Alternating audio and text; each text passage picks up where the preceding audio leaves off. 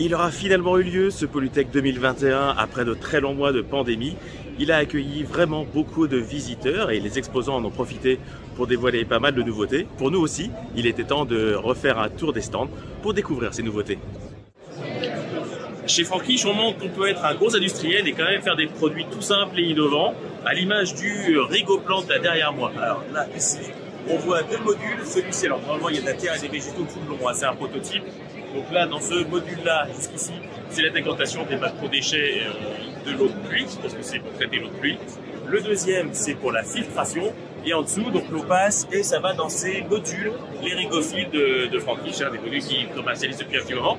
Chez Happy, la nouveauté, c'est le Happy Cover. C'est un casque anti-bruit. C'est lui, voilà, avec une radio intégrée. Alors, qu'est-ce qui est nouveau sur un casque anti-bruit? La nouveauté, c'est qu'en fait, on peut parler en mode conversation, comme si tout le monde était autour d'une table. C'est très sécurisant, surtout pour les travailleurs isolés. Un travailleur isolé qui, s'il reste immobile trop longtemps, il y a une alerte. Les autres peuvent juste lui demander si tout va bien. Et si tout va bien, ça va. Et si ça va pas, on envoie une équipe d'intervention. Il est aussi possible de connecter un GSM. Et la personne qui appelle peut, elle aussi, discuter avec tout le monde, comme si elle était présente avec chacun des travailleurs. Encore une fois, tout simplement autour d'une table. Tout est réglable avec un smartphone si nécessaire. Et enfin, c'est développé, conçu et fabriqué en France. Chez Kmar, le futur de la balayeuse se conjugue à l'hydrogène. Ils se sont associés à Green Machine pour faire cette petite machine bleue là derrière moi. Alors, elle fonctionne à l'hydrogène soit avec un réservoir, soit avec ce qu'ils appellent des pods. Alors, le réservoir, il est là. Voilà, c'est ça, les pods. C'est une espèce de bouteille bleue. Si jamais vous n'avez pas la possibilité de remplir vos réservoirs avec une station sur votre entreprise, les pods peuvent se recharger avec ce système de surpresseur là. Juste ici, le pod, le surpresseur, les bouteilles d'hydrogène que vous pouvez faire venir. Le rendement des réseaux d'eau, c'est l'obsession des gestionnaires. Liquided a trouvé une solution qui est basée sur l'intelligence artificielle.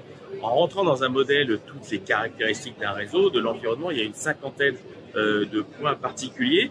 Et en entraînant ce modèle sur une base de 150 000 fuites, ils arrivent à donner aux gestionnaires une image prévisionnelle des endroits où il peut y avoir des fuites, qui vont délimiter 25% de leur réseau, qui vont concentrer 80% des fuites. C'est une carte évolutive qui va pouvoir changer et s'adapter au fur et à mesure que les fuites sont réparées. Chez Sol Couleur, on a décidé d'en finir avec les pieds froids ou les pieds trop chauds avec ce produit-là. Alors d'un côté, vous avez des petites alvéoles qui se déforment, de l'autre côté, elles ne se déforment pas. C'est un procédé de thermodynamique simple. Derrière moi, vous avez le créateur des semelles. Donc, procédé de thermodynamique simple qui permet d'avoir des semelles qui chauffent à plus 3,3 ou qui refroidissent à moins 2,5. Les objectifs, en tout cas les modélisations, indiquent qu'on va pouvoir aller beaucoup plus loin en changeant un peu la forme des alvéoles. Il y a encore du travail à faire, mais c'est déjà commercialisé. Chez Green Citizen, le Unbox, c'est un boîtier ultrason qu'on met dans un avaloir pour le connecter. En fait, un avaloir, ça se remplit avec le temps, avec des feuilles, des canettes, des déchets en plastique. Première pluie, boum, tout part à la mer ou dans les cours d'eau. Avec ce système, vous en mettez dans vos avaloirs, ça détecte le niveau. Il y a un système de code couleur sur une web app qui indique si l'avaloir est plus ou moins chargé. Ça permet d'aller les nettoyer avant d'attendre que la nature le fasse et envoie tous les déchets dans le milieu naturel. Chez Buroc, la nouveauté, c'est le BioRotor. C'est une mini station d'épuration. Là, voilà. Alors, vous avez des disques qui tournent avec ici de quoi faire bouger l'eau. Là, un moteur, on voit à peine, avec un système pour avoir un pivoteur et des engrenages pour avoir le minimum d'effort et donc le minimum de consommation.